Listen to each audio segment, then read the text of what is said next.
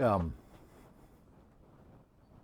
hey everybody, we're getting ready for the weekend and I'm going to drop a huge subject on you. Yesterday we were looking, and I wonder if we can get the color on this right. If I shield it right, see now he's transparent, but that's because it's too bright. There we go. Okay, yes. We can see mouse, you can see sort of pinkish, and he has a red and a yellow tail that's clear, right? Okay. Now here's the thing about that. When I look over at this guy here, that's a sharp edge, and this is not a sharp edge at all, as you can see.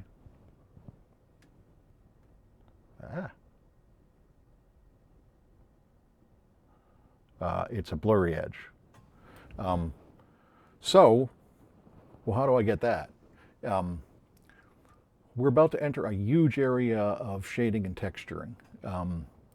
Part of it is something called UV mapping, which is some of the most complicated mathematics known to man. Here's the thing. I picked a color for that, right? If you remember right, we go into render, and I'll turn this on, and then I'll make sure that we're in there, and I'm going to go to my mouse body, which is the shader, open that up, hit the material, and that is the color right there. I could make it any color I want, and a color is just a red, green, blue value. So someone thought, well, hey, if I can assign any red, green, blue value to this mouse, why couldn't I assign a whole bunch of them?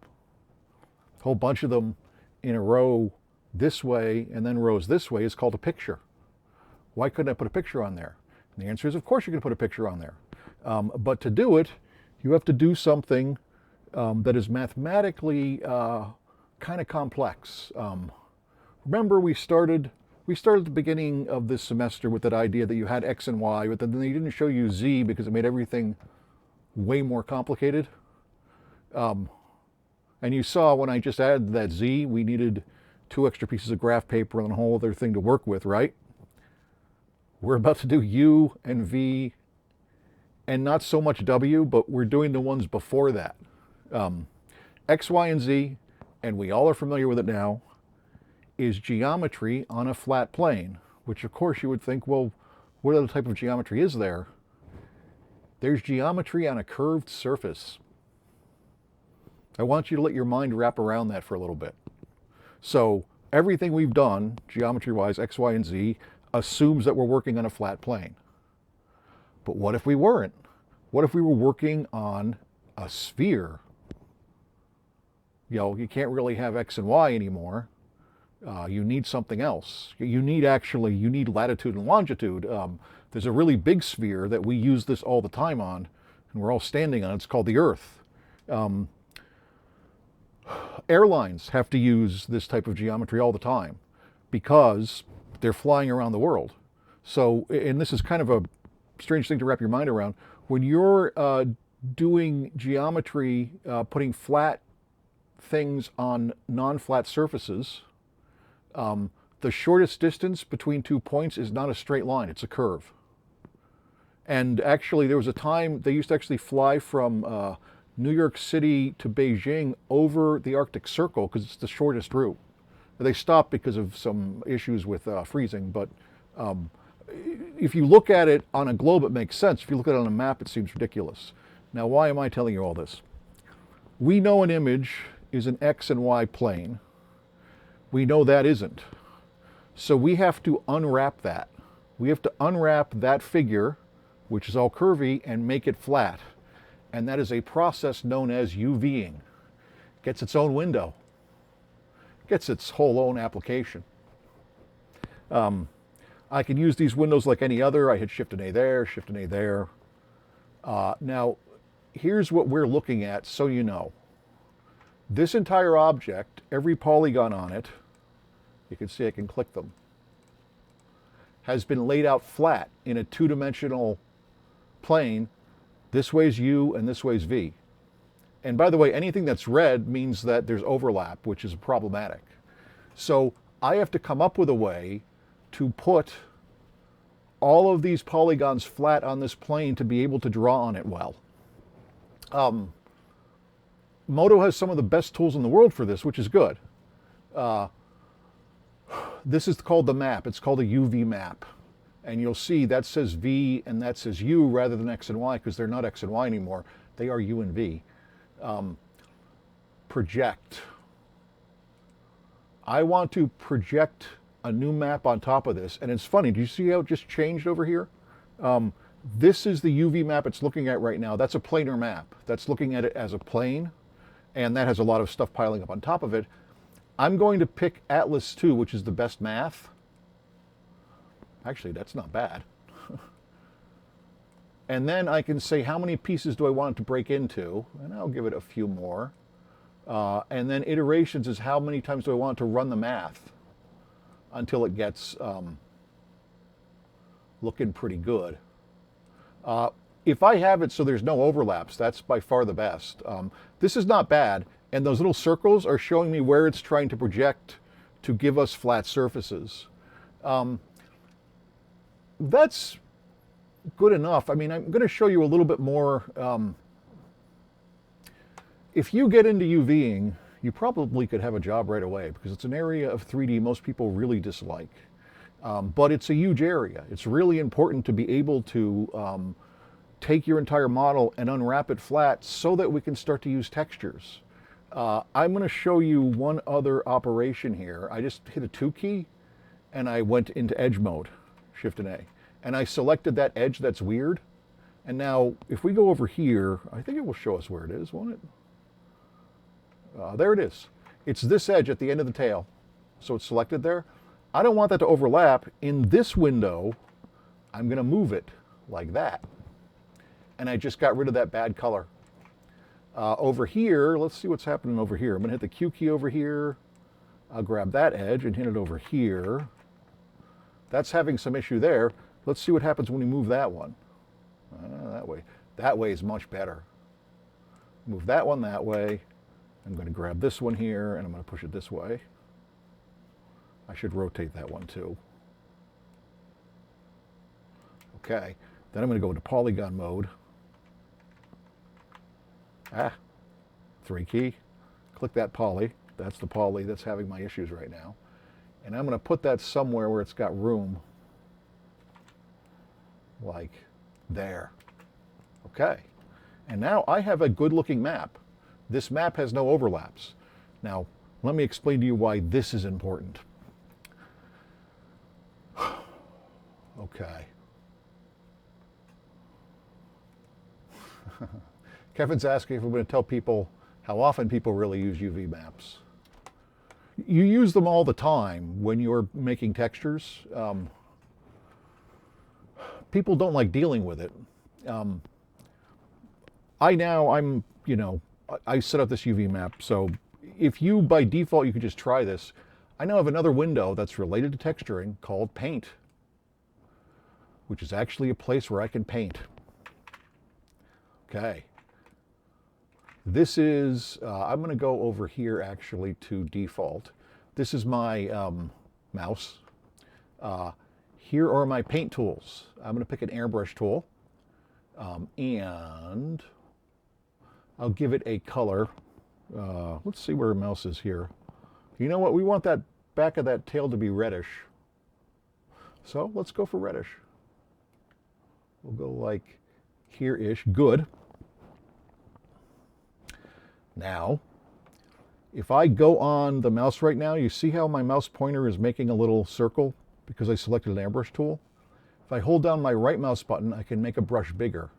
And now watch what happens here. I'm going to go into the shading window here. And I'm in the mouse body shader.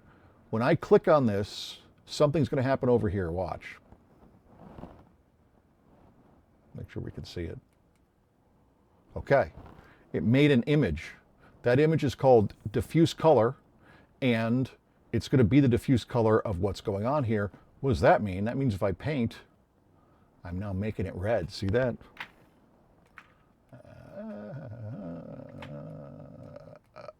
Let's get this whole part here.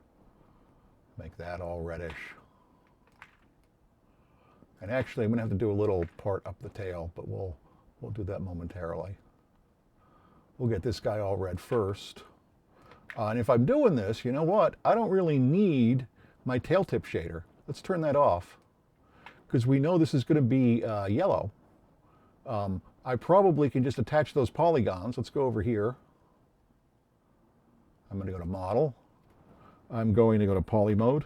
I'm going to select all of them, hit the M key, and I can choose an existing one like mouse body, which will apply that to everybody. And so now you'll see my tail, if we go back to paint, and we'll drop out of that mode. My tail is now available to be painted. Let's go back to our airbrush. We still have our red. Let's make, oh, you know what? No, we don't want that to be red. We want that to be yellow. Let's make yellow. I'll click here. We'll go for yellow like that. Good. Okay. A lot of shading artists spend most of their time doing this, painting and creating image maps. I want to show you something. I'm going to double click this image map it made. And that is a new image. That is an image that we made by drawing right now based on that UV map. So once we have a UV map laid out, we can then do anything we want in that image. We could even load other images, which is something we'll talk about another time. But let me get this guy going right first. Let's get that tail yellow.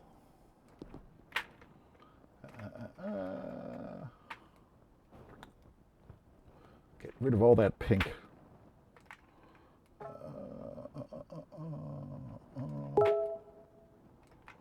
Okay, I like the way that it's varying, which is good. Now the red, we'll go back to the red. Good. I'll make the brush a little bigger. Oh, and actually, you know what I need? I need to make the brush much smaller, because if you can look here closely, and I don't know if you can see, but yes, you actually see that stripe that runs up his back? We make it so he doesn't get so much light on him. He won't disappear on you. Yes, I have to get that stripe up his back. We still have our airbrush. We're still in red. Good. Okay. That's good. Now that's looking a lot more like my mouse would look. Let's head over here to shading. I'm sorry, render. Again, you do have questions you can ask always. I'm going to hit that. And let's go into our 3D view. Remember, we lost that background. Let's fix that. I'm going to go back over here to environments. I'm going to go to environment and environmental material, and I'm going to change this to physically based daylight. Okay. Now, we were able to paint on our tail there, but there's a problem. This isn't transparent, whereas our tail is transparent. If I go here, this is my material node for the mouse body. This is a new image I put on top of it, and if I double click it, it's that image. And it's diffuse color. I can use an image for anything. So, let's say I were to duplicate this. We won't even say it, I'll just do it like that. And then I were to say, don't be my diffuse color, be instead, if I go under surface shading, basic channels, be how transparent I am, transparent amount. Oh my God, I can suddenly see through it. Look at that. That's kind of cool. I like that, actually. I like that quite a bit. Oh, wow, look at that. Crash-orama. When you're UVing, you're working near the edges of what we can do in mathematics, so this will happen to you. Let's see what it saved of mine. We'll relaunch. Really, I should probably reboot, but you know. Nobody reboots enough. That's a given. Nobody. Not even me. I'm always telling you guys to reboot. I don't reboot. I should reboot, because rebooting makes everything better. But on the other hand, that would probably be uninteresting. It appears the application did not cleanly exit from its last run. try to reload the most recent autosaves and saved scenes. Remember yesterday I was telling you that this program crashes so much, they have a place where they're backing it up at all times, and they wrote code to actually grab it just before it crashes and save it and give it back to you. And that's a 3D program. Like we saw, they just updated it. They update this so often that it tends to be crashy. I'm going to hit yes to see what it can get. It's asking me to download the one that I'm downloading right now. We're going to hit no because I'm already downloading it. And we're going to hit play and hope it's all transparent and stuff.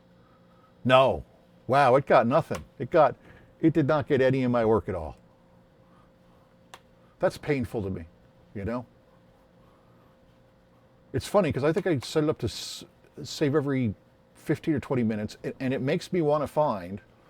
I'm going to go look and see if it's giving me the right thing. This path right here. I'm going to copy that path, and in this file window here, I'm going to go look at that path.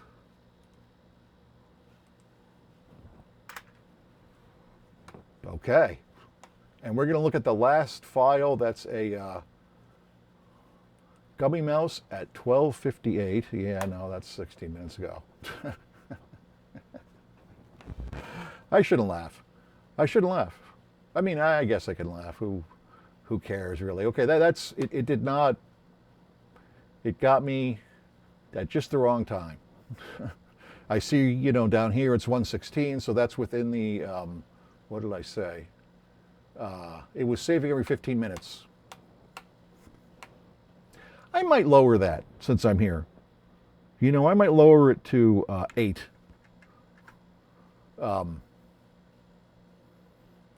Anyway, I just showed you a lot. I'm gonna fly through what I just did, so we can get there quick. You know, let's do this. We're gonna first go to the background. Oh, we're going to set that background up.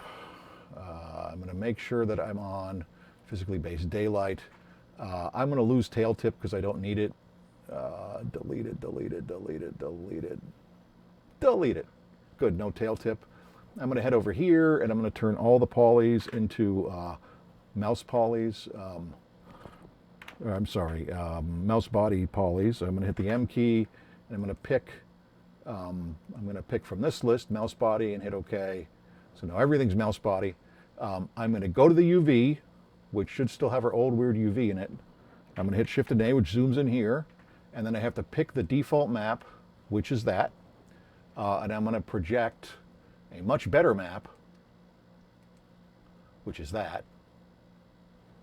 Did it save my old, the 10 and 10 settings? No, it didn't. Okay, I'm going to put this up to, I think I had 10 and 10 here. I think. Let me check. You know what? Let me turn this up a little bit and see if we get a little happier. Yeah, I think this is basically the one I had. I'm going to go in and move a couple of edges. Everything's selected here. Let me just go to edge mode. And we'll, I just want that one edge. And I'm going to translate it in UV space, not an XY space. Good. And I'm going to move around this window the way I move around any other window. It's got, you know what, I'm going to go into point mode. I'm going to select this point, and I'm going to translate this point till that stops happening. Good. UV artists do this all day, by the way. That's why I'm glad I'm not a UV artist. They get paid well, I think. I mean, you'd have to be doing this nonsense all day. Good. And I'm going to go to point mode and select this point. And I'm going to translate that point down like that. And I'm going to go to polygon mode and make sure this poly doesn't overlap by pushing it over here.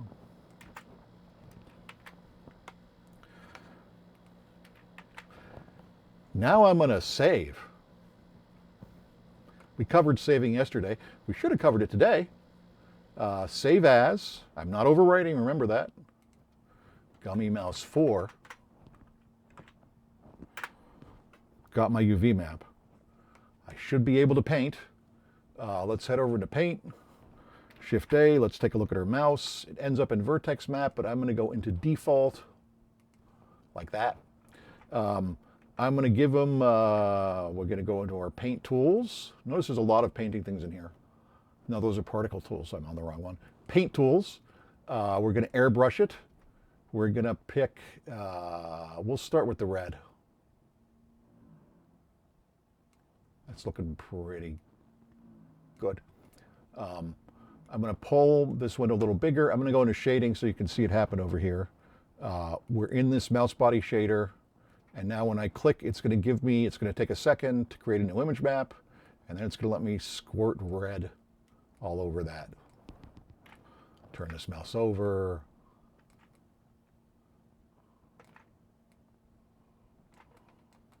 Really, this is when I should be referring to this guy. And actually, that's not looking too awful. I'm going to shrink it with the right mouse button, and we'll squirt a little more red in there. I don't think anybody's going to look underneath it, but you never know. There's a lot of other tools on my brush that I can use, and I can zoom in and out. I'm actually going to make a much smaller brush. Well, let's try that. And I'll try to draw that reddish bit here.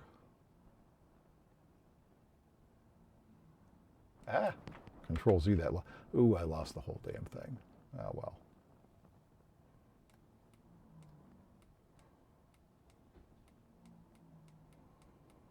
This is what texture artists do. They spend all day making textures. Okay. I want to get this edge to be a little sharper. There we go.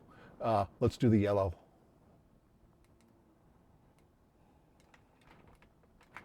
You know this tip is all yellow. Yellow, yellow, yellow, yellow, yellow, yellow, yellow, yellow, yellow. I don't need to say that. You probably know that, but yeah, that'll probably be okay. What I really want to do is just have a nice diffusion along. Ah, yes. Yes. See that tail? See that? Wow, those could actually match. Look at that. Not bad, right? Okay. Now, let's do the transparency thing too. Let's march over into our render window over here.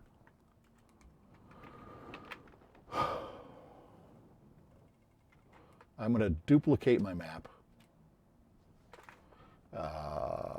Duplicate, duplicate, duplicate, duplicate. And I'm going to turn this one into a transparency map. It remembers what I did, so I can just go to this list instead. Otherwise, I'd have to go into basic channels. Transparent amount. And it's transparent. You know what else we'll do? We change the color. So let's make another one of these. Duplicate. And we'll make this one the transparent color. Basic channels, transparent color. Yes. Oh, yes. Yeah, that's looking like my tail, right? I'm going to show you one other thing, and then I'm going to let you mess around with this. This is big stuff. Small detail. If you were to model super small details, it would take forever. So a long time ago, they said, well, wouldn't it be great if I could just paint those in? It would. It really would. If I were to make, I'm going to go over here to paint. And I'm going to make a new image map. I'm going to right mouse click here, and I'm going to hit, you know what, I'm not going to do that. I'm going to add a new layer, and the layer is going to be a image map. New image. Okay, and that's fine. We'll just take what it's called. 2004, that's good. Good place to start. We're going to make this a bump map. If I go under surface shading, I can pick bump. Now, watch what happens when I draw with it. I'm going to make it much smaller. like that. And my colors should be black and white if I'm doing this, because I really just want a black and white map. We'll start with white and see what it does. Look at that. I'm drawing bumps. I could draw the eyes on this guy. Let's put an eye there, and I'll put an eye there. And his nose, we'll draw his nose up here, like that. And let's head back over here to render land. And let's take a look at those bumps. Look at that. I didn't model that detail, I drew that detail. And I want to show you this. If I double click this image, that's the diffuse color we painted with the UV map. All of these are copies of each other. This one, that is the bump map. Where it's white, it looks like it's up. Where it's black, it goes down. That's a lot of information. If I'm doing a texture, and I want you to think about this, any channel in the shader can be an image map. Any channel. So if I go into this shader here, material, diffuse amount, diffuse color, refractive index, every single one of these, and then every single one of these, and then every single one of these can all be separate image maps. So a good texture artist might have a texture with 10 or 20 different image maps. You'll have an image map just for the brightness when one is sweaty on an arm. You'll have an image map for freckles. You'll have an image map for the way light goes through an arm. You'll have an image map for the lines in your hands, and you just pile them up and up. So making sure you have a good UV layout to begin with is really important. Another big thing, and why I show that UV thing, is that a lot of video game engines, you have to have a UV map on everything, or they won't even accept your models. Because in video games, every texture is image maps that have been UV'd. They don't use any pre-made textures or stuff like that. So getting your UVs on stuff is really important. Okay, I'm going to leave you with that huge load of information to kind of play around with.